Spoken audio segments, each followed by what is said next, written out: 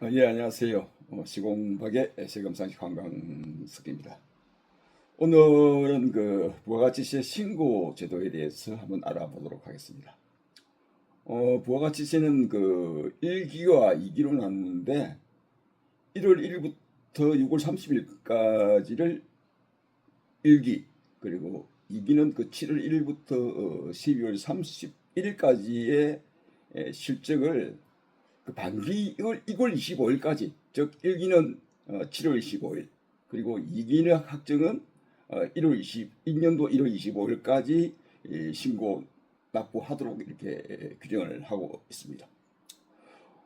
이번 그 10월 25일은 그 부가가치세 2기 예정 신고 납부 기한입니다.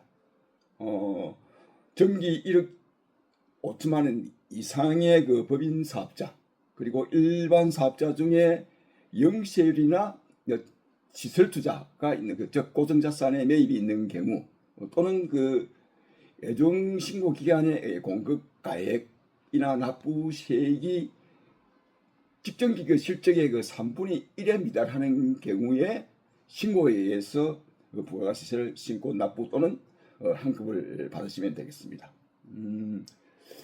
통상의 경우 그 영세율은 즉 수출을 하는 경우에 그 매입세액이 그 매출세액을 초과해서 환급을 받는 경우가 있을 수 있고, 그리고 매입세액이 매출세액을 초과하는 경우, 즉 공개 초과로 발생해서 부가가치세를 환급받는 경우가 있기도 합니다.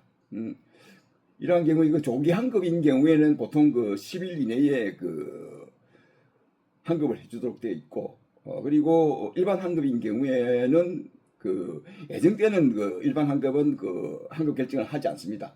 그 확정 신고 시에 그 예정 신고 미환급세액을 공제를 해서 납부를 하거나 또는 환급을 받게 되면 되겠습니다.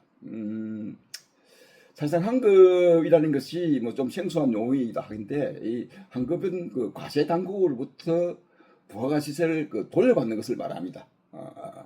그 돌려받는 세금을 말하는데, 통상의 경우 조기 환급인 경우에는 그 영세율이나 시설 투자, 그리고 일반 환급인 경우에는 매입세액에서 매출세액을 초과하는 경우를 말합니다. 그러니까 부가가치세는 조기 환급과 일반 환급으로 분류가 되는데, 10월 달에는 뭐 조기 환급에 대해서만 돌려받게 되고, 일반 환급은 뭐 그 다음에 1월 달에 신고할 때 부가가치세 신고세액에서 예정 신고 미환급세액을 공제를 하고, 공제를 하고도 납부세액이 발생하면은 세금을 납부를 하면 되고, 그리고 초과해서 환급이 발생하면은 환급을 받으면 되겠습니다. 그러니까 예정신고 미환급은 그 다음에 1월 달에 신고를 할 때에 공제를 받는다는 것을 기억하시면 좋겠습니다. 그리고 부가가치 사업자 중에서 관리가치 사업자라고 있죠. 관리가치 사업자가 있는데, 관리가치 사업자는 1년에 한 번 그 임년의 1월 25일까지 그 신고 납부를 하도록 규정을 하고 있습니다. 관리가치 사업자는 그 1년간 그 공급 대가, 즉 공급 가액과 세액의 합계액이 1억 400만 원에 그 미달하는 그 개인 사업자로서 관리가세 그 배제 종목이 아닌 경우를 말씀을 드립니다.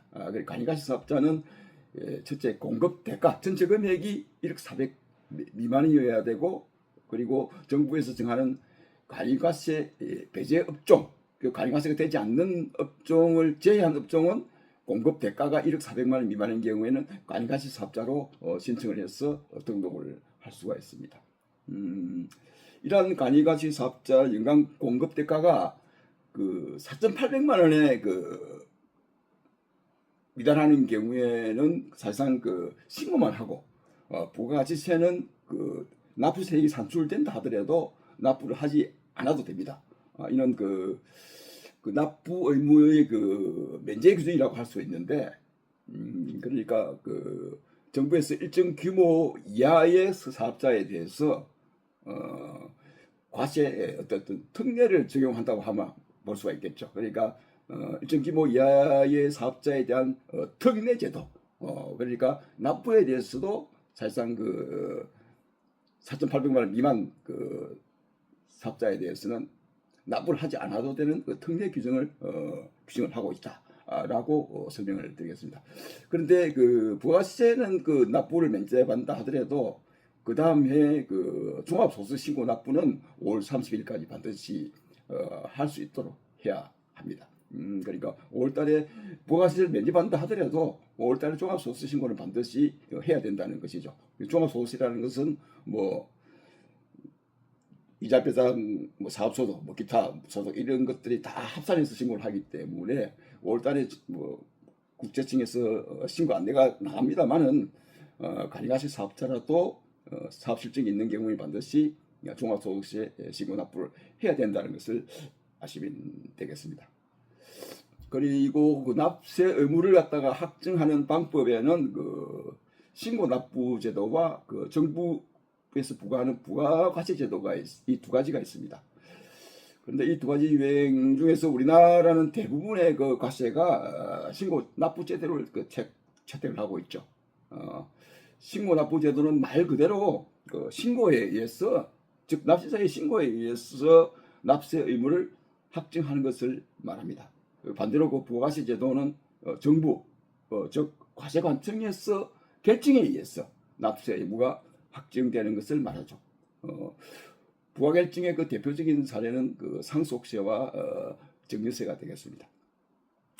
납세 의무 확정은 좀 전문적인 분야이기 때문에 우리 납세자가 이해하는 데는 좀 어려움이 있습니다.